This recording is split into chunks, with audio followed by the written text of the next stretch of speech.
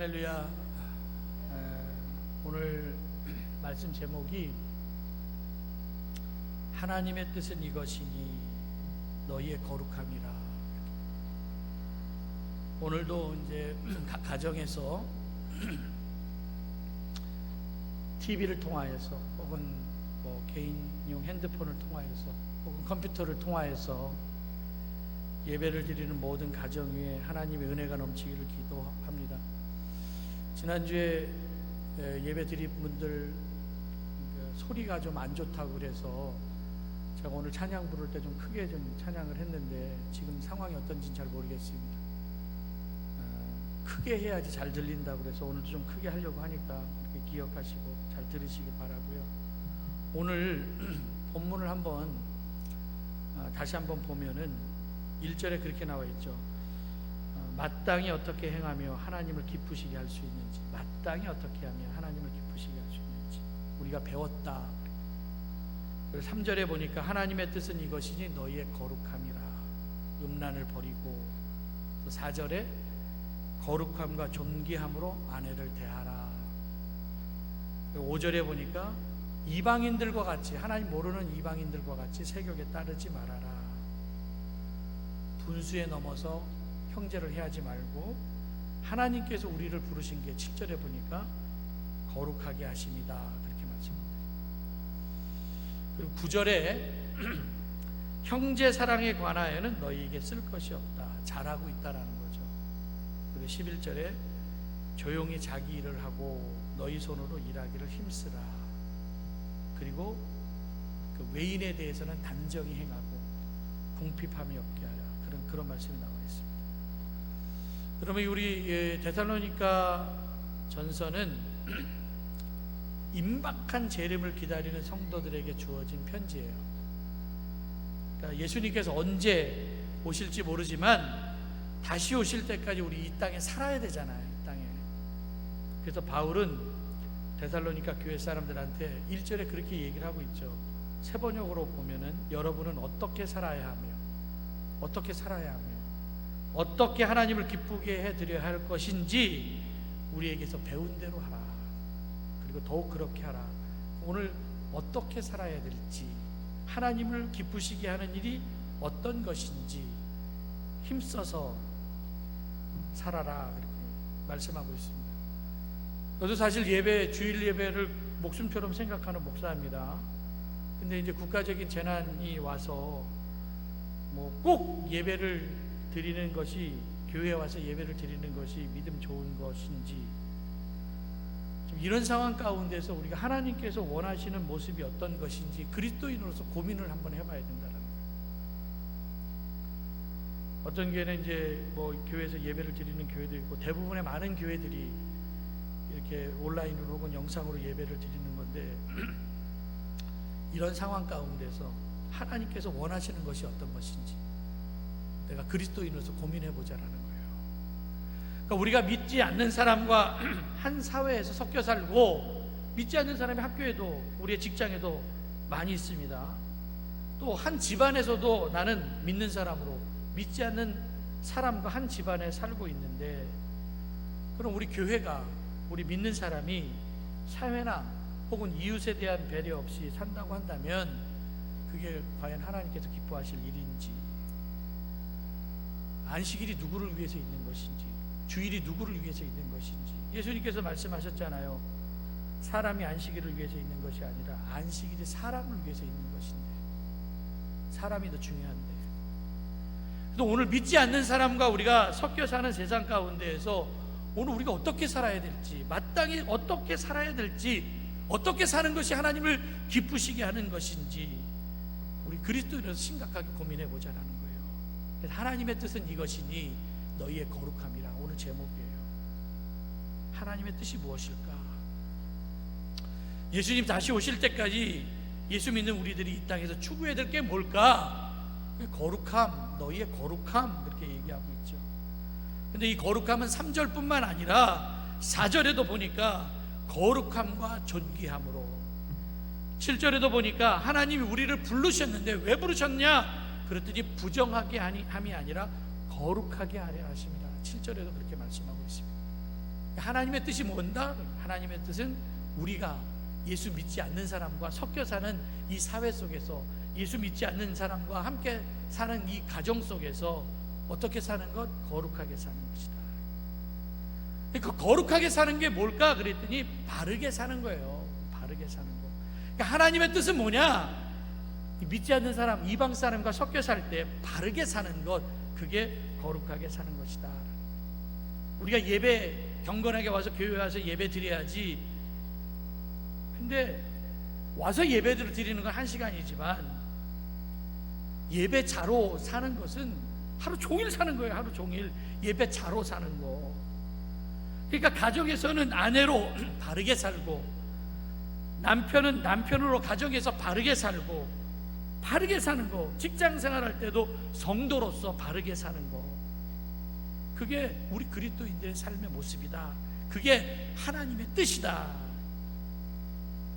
바울은 데살로니가 교회 사람들에게 그리스도인으로서 하나님의 뜻대로 바르게 살아야 되는데, 그 첫 번째로 얘기하는 게 가정에서 바르게 살아라. 그래서 오늘 3절 4절에도 얘기하잖아요. 4절 거룩함과 존귀함으로 아내를 대하라.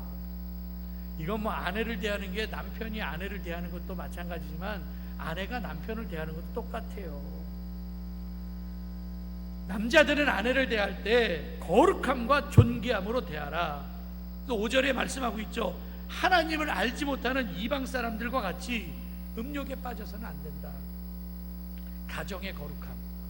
이 가족은요, 보기 싫어도 매일 봐야 돼요. 보기 싫은 사람, 내가 안 보기 싫은데 안 봐도 되잖아요. 아유, 그걸 보기 싫어. 근데 가족은요, 봐야 돼요. 매일매일 눈으로. 그래서 눈 뜨면 봐야 되는 사람이고, 가장 사랑해야 될 사람이고, 근데 가장 많이 상처를 주는 사람. 남자와 여자가 만나서 결혼을 해서 가정을 만듭니다. 그런데 왜 결혼하냐? 결혼 왜 해? 사랑해서 결혼하지. 맞는 말이에요. 그래서 남자와 여자가 살면 사랑해서 결혼하니까 행복하게 잘 살아야 되는데, 근데 이게 오래가지 않아요. 남자나 여자나 자기를 행복하게 해줄 배우자를 찾습니다. 남자도 자기를 행복하게 해줄 여자, 여자도 자기를 행복하게 해줄 남자. 근데 자기를 행복하게 해줄 남자, 여자 찾기가 이 세상에 얼마나 어려워요. 그러니까 행복하게 해줄 조건을 바라보고 남자를 찾고 여자를 찾으니까 결혼이 사랑이 아니라 거래가 되는 거예요. 이 사람이 과연 나를 얼마만큼 행복하게 해줄까? 결혼은 거래가 아니잖아요. 나에게 필요한 사람을 찾는 것이 아니라 사랑하는 사람을 찾는 거예요. 여러분, 요한복음 4장에 보면은 사마리아 여인과 예수님과 우물가에서 만나는데, 예수님께서 사마리아 여자에게 얘기하잖아요. 남편 데리고 오라. 그랬더니 없다는 거예요. 그랬더니 예수님께서 그래, 내 말이 맞아. 너에게 남편이 5 있었고 지금 살고 있는 남편도 내 남편이 아니다. 이 여자는 이 남자 만나면 행복할까? 저 남자 만나면 행복할까? 행복은 누구에 의해서 행복해지는 게 아니에요. 이 남자 때문에 내가 행복해지는 게 아니라라는 거예요. 내가 이 여자 때문에 행복해지는 게 아니라라는 거예요. 자기 행복을 찾기 위해서 사람을 찾아다닌다면요, 600명을 만나도 행복이 없어요. 세상에 왕자가 어디, 공주가 어디 있어요. 내가 좋은 사람으로 살아야지 행복해지는 거지. 내가 좋은 사람으로. 여러분, 창세기 2장에 보면 아담과 하와가 만나는데, 창세기 2장 18절에 보니까 하나님께서 아담이 혼자, 사람이 혼자 사는 것이 좋지 않아서 그를 위하여서 돕는 배필을 지었다. 여기서 배필이라는 거, 돕는 배필이라는 게 헬퍼가 아니라 뭐 어떤 영어 성경에 프로퍼 파트너, 아주 알맞은, 아주 적당한 사람, 그 파트너를 나에게 만들어 주셨는데, 그래서 아담을 잠재우시니 24절에 보니까 갈빗대를 취해서 여자를 만드시고, 이러므로 남자가 부모를 떠나 그의 아내와 합하여 둘이 한 몸을 이루었다. 그렇게 말씀하고 있습니다. 그러니까 결혼은 남자와 여자가 둘이 만나는데 하나가 되었다라는 거죠. 둘이 합쳐서 하나가 되는 거, 이게 결혼이다라는 거예요. 그러니까 원래 하나 플러스 하나는 2가 되어야 되는데, 이게 하나 플러스 하나가 2가 아니라 1이 되는 게 결혼이다라는 거죠. 그럼 둘이 만나서 하나가 되기 위해서는 어떻게 해야 되느냐? 내 남은 반쪽을 버리고 상대방으로 내 반쪽을 채워야지 하나가 되는 거죠. 그래서 하나가 되는 거예요. 그러니까 남자와 여자가 만나 결혼하면 무촌이라고 그래요. 촌수가 없다고 그러잖아요. 피 섞인 것도 없는데. 그래서 내 것 되는 거예요. 내 것이기 때문에 잘 지켜줘야 되고, 내 것이기 때문에 잘 보호해줘야 된다. 내 것 함부로 다루는 사람이 어디 있어요? 내 것 함부로 다루는 사람, 내 것 잘 다뤄야지. 소중하게 생각하고 아껴야죠. 그래서 둘이 하나가 되기 위해서는 내 것의 반을 버리고 상대방의 반으로 채워질 때 하나가 되어야 한다. 그러니까 비움이 없이는, 버림이 없이는 하나가 될 수가 없다. 그래서 결혼 전에 갖고 있었던 내 삶의 모습들 있잖아요. 그거 그대로 가지고 살면은 살기 힘듭니다. 그냥 그대로 가지고 살면 같이 살기 힘들어요. 따로 떨어져서 30년 넘게 혹은 40년 넘게 이렇게 살다가 내 거 그대로 가지고 한번 살아봐봐요. 누가 서로 맞춰주겠습니까? 내가 총각 때 좋아하던 거, 내가 처녀 때 좋아하던 거, 그 포기도 할 줄 알아야지. 그러면서 채워나가는 거 아닙니까? 여자들은 결혼 전에는 엄마가 해주는 밥 해먹고, 엄마가 해주는 빨래 입었고, 근데 이제는 다 해주고, 자기 것뿐만 아니라 그 남자 것도 해주고 살아야 되고, 물론 여자도 남자도 여자 거 해줘야 되지만 똑같지만, 근데 총각 때 하던 그대로 하면은 내가 하고 싶은 거 하고, 내가 사고 싶은 거 사고, 내가 가고 싶은 거 마음대로 가고. 안 돼요. 이제는 물어보고 해야 돼요. 하지 말라고 하지 말아야지. 사지 마 그럼 사지 말아야 되는데, 굳이 막 산다고 그러면은 안 되죠. 맞춰서 살아야 되는데. 그래서 결혼하면은 비워야 되고 포기해야 될 게 있어야 된다라는 거예요. 내가 언제 누구를 위해서 포기하고 살아본 적이 있습니까? 내가 누구를 위해서 버려본 적이 있습니까? 뭘 내가 좋아하는 거? 근데 결혼을 하면 버려야 돼요. 포기할 줄도 알고, 그 사람을 위해서, 내가 그 남자를 위해서, 그 여자를 위해서, 내 자식을 위해서, 어떤 때는 내 꿈도 버려야 되고, 내 의지도 버려야 되고, 내 고집도 버려야 되고, 다 버려야지 그게 행복하게 사는 거 아닙니까? 요즘 젊은 여자들이 결혼을 해도 애를 안 가지려고 한다고.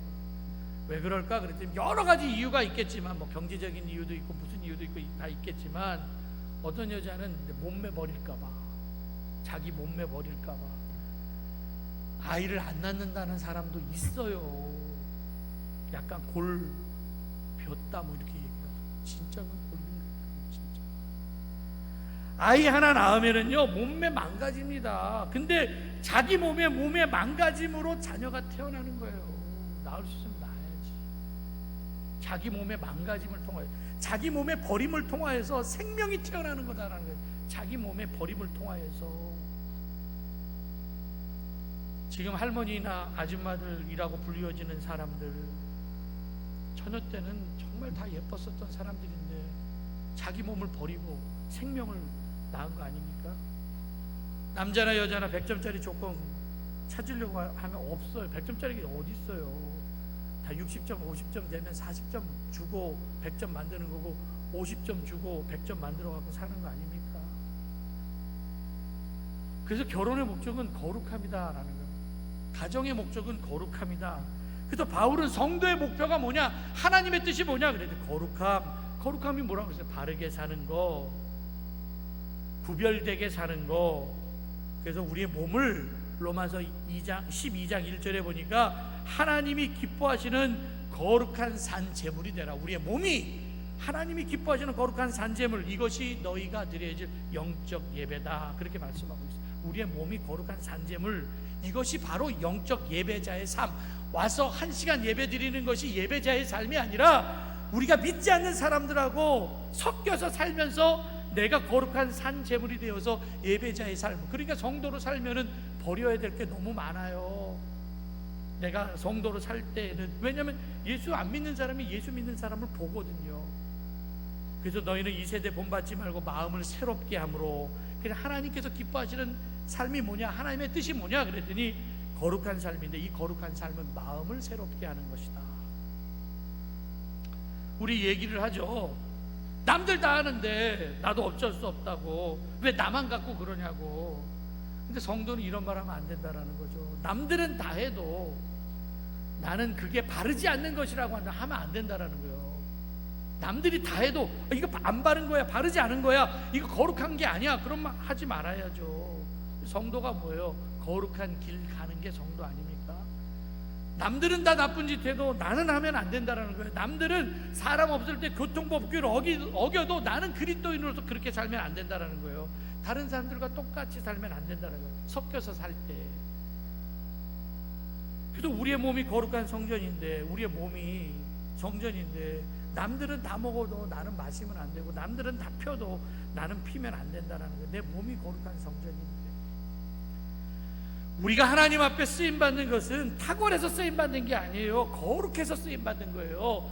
디모데후서 2장 20절, 집에는 금그릇도 있고 은그릇도 있고 나무 그릇도 있고 질그릇도 있는데 어떤 그릇이 쓰임받냐? 금그릇이 쓰임받는 게 아니라 깨끗한 그릇이 쓰임받는 거예요. 깨끗한 그릇.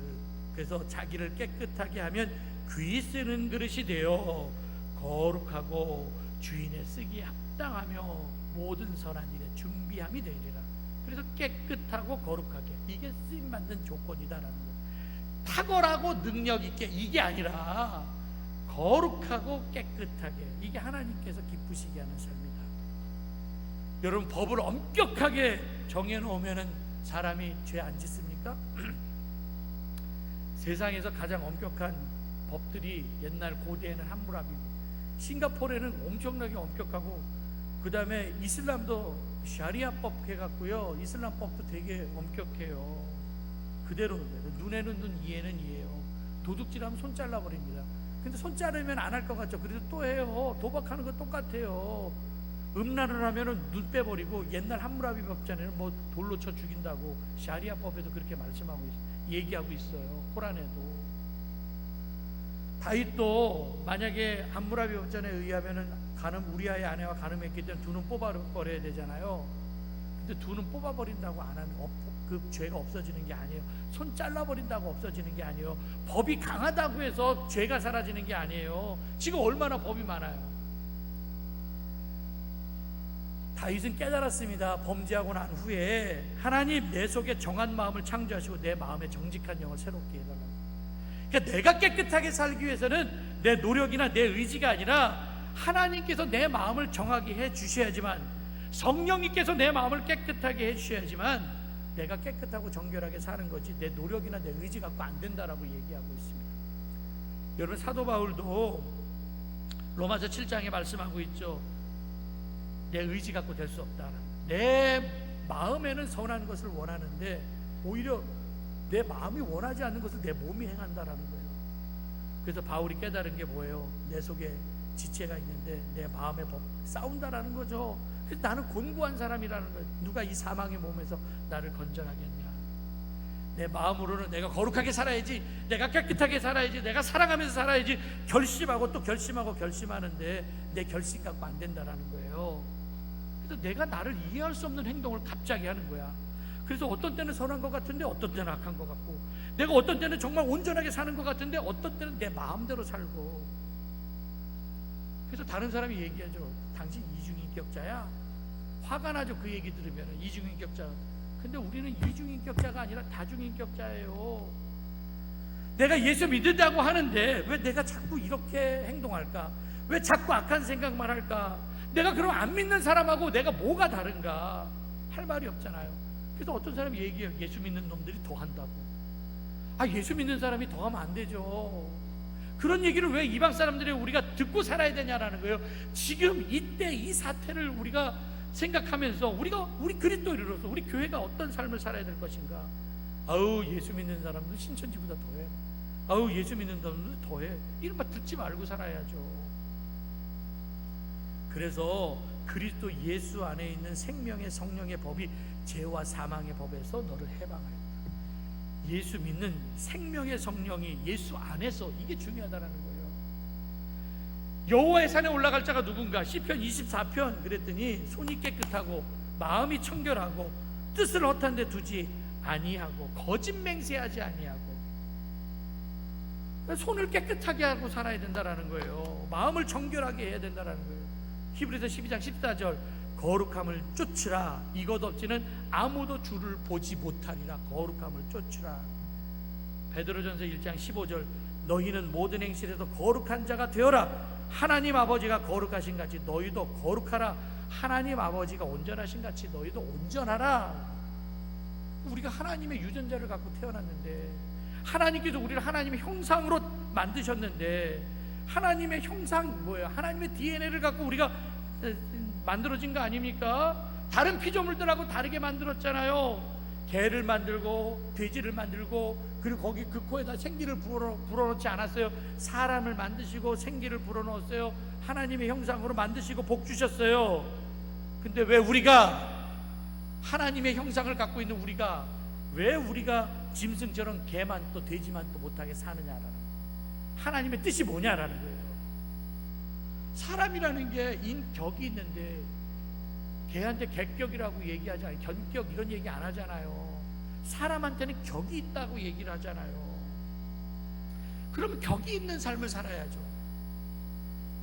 근데 우리가 개나 돼지나 짐승처럼 본능대로 살면 되겠습니까? 거룩하게 바르게 살아야지. 우리나라 속담 가운데 그런 속담이 있죠. 꽁 먹고 알 먹고. 이거 되게 좋은 거로, 야 이건 꽁도 먹고 알도 먹었어. 나쁜 놈이에요. 꽁도 먹고 알도 먹는 거는. 진짜 이 꽁이요 굉장히 예민해서 부시럭거리는 소리만 내도 그냥 확 날아가요. 그래서 꽁 잡기가 되게 힘들대요. 잡아보진 않았지만. 근데 꽁이 안 움직일 때가 있대요. 어느 때 안 움직이냐 그랬더니 알을 품고 있으면 안 움직인다고. 알 품고 있으면. 근데 사람이 꽁의 모성애를 이용해서 알을 품고 있는 꽁을 잡고 그 알까지 먹는다고 한다면 이건 격이 없는 거지. 사람이 아니지. 그래도 알 품고 있는 꽁은 살려줘야지.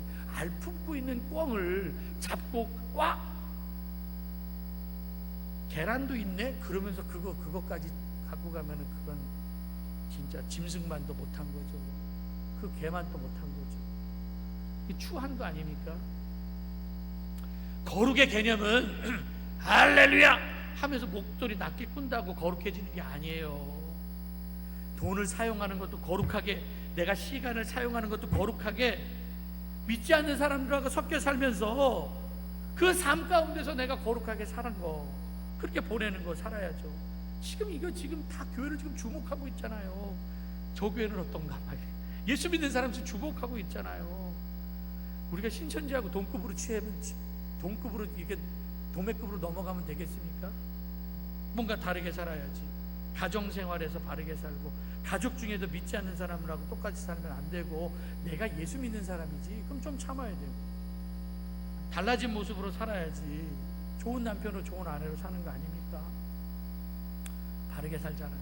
섞여 살 때 하나님의 뜻이 뭐냐. 오늘 또 얘기하고 있죠. 형제사랑. 9절 보니까 형제사랑에 관하여는 쓸 것이 없다. 잘하고 있다라는 거예요. 지금 내가 보니까 너희들 형제사랑은 너무너무 잘하고 있어. 우리끼리는 너무너무 잘하고 있어. 계속해. 주마가편이라는 말이 있죠. 달리는 말에 채찍 때리는 것처럼 잘하고 있지만 더 잘하라고. 그래, 잘하고 있으면 더 잘해야 된다. 나 그래서 우리 교회가 생각해봤을 때 이거 잘해, 그러면 더 잘하면 돼요. 우리 교회가 사랑에 대해서는 정말 할 말이 없을 정도로, 쓸 것이 없을 정도로 잘해. 그럼 잘하면 되고, 교회를 사랑하는 거 쓸 것이 없을 정도, 할 말이 없을 정도로 잘해. 잘하면 되고, 전도 쓸 말이 없을 정도로 잘해. 그럼 잘하면 돼요. 가속이 붙으면 그냥 더 잘하잖아요. 형제 사랑에 대해서는 가속이 붙었었어요. 데살로니가 교회 사람에게. 뭐든지 처음 시작하는 건 어렵잖아요. 근데 하다 보면 쉬워지는 거 아닙니까? 그래서 우리도 사랑하다 보면 잘할 수 있다라는 거예요. 제가 지금 좀 걱정이 되는 거, 오늘 우리 교회가 주일 예배를 이제 드리지 못한 지 이제 4주째가 됐는데, 3월 1일부터 주일 예배를 못 드렸으니까 한 주 또 이렇게 예배를 더 가정에서 드려야 될 텐데, 다시 교회에서 나와서 예배를 드리는 게 혹시 힘들지 않을까? 왜냐면 이게 주저앉고 있다가 근데 또 일어나기가 힘든 거예요. 일어나면 나오는데 일어나기 힘든 거예요. 물론 이제 전화를 통해서 이게 들려지는 소식을 보면 빨리 교회 오고 싶다고, 지금부터 여러분들 준비하고 계시기 바랍니다. 도움닫기 있잖아요. 도움닫기. 그래서 막 이렇게 준비 운동하고 있다가 예배 드립니다. 그럴 때 그냥 막 가속을 붙여서 교회로 달려 나와서, 교회에서 예배를 못 드리니까 더 나오고 싶죠. 못 나오게 하니까 더 나오고 싶죠. 그런 거예요. 우리 청개구리하고 똑같아. 하지 말라는 건 더 하고 싶고, 하라는 건 하고 싶지 않고. 또 이제 교회 나와서 예배드려요 그러면 또 안 나올 수도 있는데 그 걱정이 되지만 난 믿습니다. 그냥 그때는 그냥 탁 나와서 예배드리니까 다 나와서. 우리 가운데 어떤 사람을 사랑하려고 하는데 난 저 사람하고 안 맞아. 아예 어떻게 다 맞아요. 안 맞는 사람도 있죠. 그렇다고 우리 그리스도인인데 사랑 안 할 겁니까?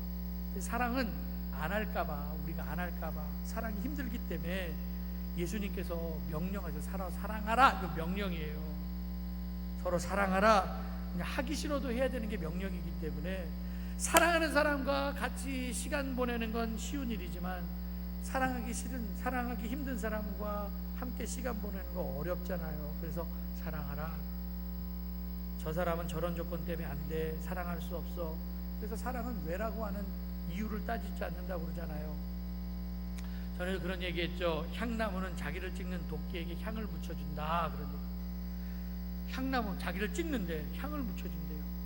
예수님이 자기에게 십자가를 못 박는 사람에게 저들 용서해 주세요. 저들이 하는 일을 지금 몰라요. 스데반도 자기를 돌 던지는 사람에게 저 사람들을 용서해 주세요. 여러분 죽을 때 제가 장례식 가서 얘기 많이 하죠. 돈 많이 못 번 것 같고 후회하지 아니하고, 공부 많이 못한 것 같고 후회하지 아니하고, 내가 진짜 사랑해야 될 사람 사랑하지 못하고 살았던 거 후회하고 죽는다고 그러잖아요. 내가 조금 더 사랑할 걸. 그럼 또 후회하면서 죽는다고 그러잖아요. 지금 건강할 때는 잘 몰라요. 근데 몸이 약해 있거나 혹은 이렇게 어쨌든 그럴 때 후회되는 게 많다고 그러잖아요. 그때 좀 더 잘할 걸. 후회하지 않는 인생 사시기 바랍니다. 지금 건강할 때, 지금 젊을 때 옆에 있는 자식들, 아내, 남편 후회가 남지 않도록, 가까이 있는 옆 사람 후회가 남지 않도록, 늘 가까이 있어서 그냥 신경이 안 쓰이는 사람, 너무 바빠서 소홀해질 수 있는 사람, 너무 편해서 무례해질 수 있는 사람이 가족이에요. 근데 그 사람을 사랑해야 된다는 거죠. 베드로전서 1장 22절 너희 영혼을 깨끗하게 하여 거짓 없이 형제 사랑을 하기를 이루어지 마음으로 뜨겁게 서로 사랑하라. 마음으로 뜨겁게 서로 사랑하라. 근데 이거 잘하고 있으니까 더 잘하라라는 거죠. 남자와 여자가 처음 만나면 되게 잘해주죠. 근데 이 행복 호르몬이라고 하는 이 도파민이 유효기간이 3년밖에 안 된다고 그러잖아요. 유효기간 3년. 참 이게 유통기간이 문제예요. 유통기간이. 그래서 옛날에는 막 처음 사랑했을 때는 막 집도 바래다주고 막 그랬는데 어느 날 이게 3년 정도 지나고 나니까 오늘 피곤한데 그냥 오늘 자기 혼자 집에 가면 안 돼? 막 이러면 이제 그게 끝난 거예요. 도파민이 이제 줄어든 거예요. 줄어든 거. 근데 원래는 그렇게 얘기를 하죠. 이게 결혼하면 남자가 변했다고 하는 게 아니라, 변한 게 아니라 원래 정신 차리고 제자리에 돌아온 거라고 얘기를 하더라고요. 정신 차리고 제자리에 돌아오고. 유통기간이 3년이라고 얘기를 하는데, 근데 성령이 역사를 하면은요 3년이 아니에요. 성령이 역사하면 피곤하지 않다라는 거예요. 사랑해도 피곤하지 않아요. 그래서 성령이 주시는 힘 갖고 해야죠. 작심삼일, 성령이 없어도요 내 힘 갖고 작심삼일 3일 정도는 할 수 있지만 성령이 없으면 지속력이 없어요. 그래서 우리가 가족들 사랑하는 거, 예수님 사랑하는 거, 교회 사랑하는 거 피곤해지지 않기 위해서는 성령께서 우리에게 힘 주셔야지만 된다. 성령 받으라. 예배를 사모하시기 바랍니다. 그리고 마지막으로 하나 더 생각해야 될 것은 뭐냐, 여러분들 세상 사람과 섞여 살 때요 하나님의 뜻은 이것인데, 진짜 오늘 12절 말씀하고 11절 12절 너희 손으로 열심히 일하기를 힘쓰라 그렇게 말씀하고 있습니다. 열심을 다해서 일하라. 단정히 행하라. 12절 단정히 행하고 궁핍함이 없게 하라. 여러분들 단정히 행하십시오. 품위 있게 행하시고, 욕도 자기가 더럽기 때문에 욕하는 거기 때문에 나도 더럽히지 말고 남도 더럽히지 말고 욕하지 말고, 성도의 삶이라는 건 어쨌든 상황에서 열심히 일하는 거예요. 어렵다 할지라도 불안 가운데서. 사도행전 맨 마지막 단어가 거침없이 담대하게, 내가 좋아하는 건데 한결같이 계속, 이게 되게 좋아하는 단어이거든요. 여러분 하나님 기쁘시는 삶을 살기 위해서는 열심히 손으로 일하십시오. 요즘 젊은이들 3포, 5포, 7포 얘기를 합니다. 연애, 결혼, 출산 포기했고 거기 2개 더해서 내 집 마련, 인간관계, 경조사도 안 가고 이거 포기했고, 이게 5포고 거기다 2개 더해서 꿈과 희망도 포기했다. 그래서 3포, 5포, 7포, 5포, 연애, 결혼, 출산, 내 집 마련, 인간관계, 꿈, 희망 다 포기했다고 얘기를 합니다. 이런 말 하지 마십시오. 뭘 포기합니까? 5포, 3포, 7포 이런 말 하지 마십시오. 오늘도 충실하게. 그래서 영어 단어가 프레젠트, 선물이라는데 오늘이라는 뜻이죠. 오늘이 선물이에요. 오늘 여러분들한테 주어진 이 오늘 얼마나 중요하고 귀한 날입니까? 그래서 오늘 딱 눈 일어나면 그게 오늘 우리에게 주어진 선물이고요. 오늘이 생일이에요. 오늘 다시 태어난 거예요. 오늘 이 선물 헛짓하고 살면 안 되죠. 죄 짓고 살면 안 되죠. 학생들 내가 해야 될 일 안 하면 죄예요. 공부 안 하면 죄예요. 오늘 일 내일을 미루지 말고 맨날 나중에 이런 얘기 하지 말고 한번 스스로 여러분들 돌아보면서 나에게 오늘 내가 잘 살았는지, 나에게 오늘 어떤 평가를 내리는지, 정말 악하고 게으르게 살았는지, 열심을 다해 살았는지 엄격한 기준을 가지고 하루를 평가해 보세요. 나 자신을 스스로. 그래서 오늘 잘 살았으면 내일 더 잘 살고, 오늘 잘못 살았으면 내일 잘 살면 되고, 기왕이면 잘했어요 도장 찍고 살아야죠. 참 잘했어요. 여러분들 오늘 제가 여러분들 얼굴을 볼 수는 없지만 여러분들 내 얼굴을 텔레비를 통해서 봐도 잘 나오는지 모르겠지만, 오늘 메이크업도 안 했는데 잘 나오는지 모르겠지만, 나는 여러분들을 볼 수는 없지만 하나님께서는 여러분들 시퍼렇게 눈 뜨고 보고 계십니다. 여러분들의 삶의 모습을 보고 계신다. 그래서 오늘 제목처럼 하나님의 뜻은 이것이 너의 거룩함, 바르게 살라라는 거 아닙니까? 그리스도인으로서 마땅히 어떻게 살아야 될지. 그래서 우리 교회 표어가 그거죠. 하나님 기쁘시게 하는 교회. 이거 마음속에 새겨야 돼요. 그래서 우리 교회 어떤 분이 그러더라고요. 저 항상 저거 새기면서 보고 있다고. 그 말에 감동받았어요. 하나님을 기쁘시게 하는 교회, 하나님 보시기에 좋은 삶. 그래서 믿지 않는 사람하고 섞여 살 때 기독교의가 개독교라는 소리 듣지 말고 인정받고 살기를 바라고요. 특별히 가정 안에서는 좋은 아내로, 좋은 남편으로, 좋은 자녀로, 좋은 부모로 살기를 바라고, 내 것인데 다 아껴줘야 되잖아요. 내 것 지켜줘야 돼. 우리 교회인데 우리 교회 아끼고 우리 교회 사랑해야 되고, 부족함 탓하지 말아야 되고, 그죠? 피해주지 말고 유익 주면서 살아야 되고, 열심히 성실하게 살아야 되고, 오늘 잠자리 들 때 후회 없는 삶을 사는 것이 하나님께서 원하시는 삶이구나. 하나님의 뜻은 이것이구나. 거룩함, 바르게 사는 것. 그래서 여러분들 다시 교회에서 만나서 함께 예배를 드리는 그날까지 여러분들의 있는 자리에서 예수 믿지 않는 사람과 섞여 사는 세상 가운데에서 정말 아름다운 향기를 뿜고 사실 수 있는 모든 성도들 되시기를 주님의 이름으로 간절히 축원합니다. 기도하겠습니다.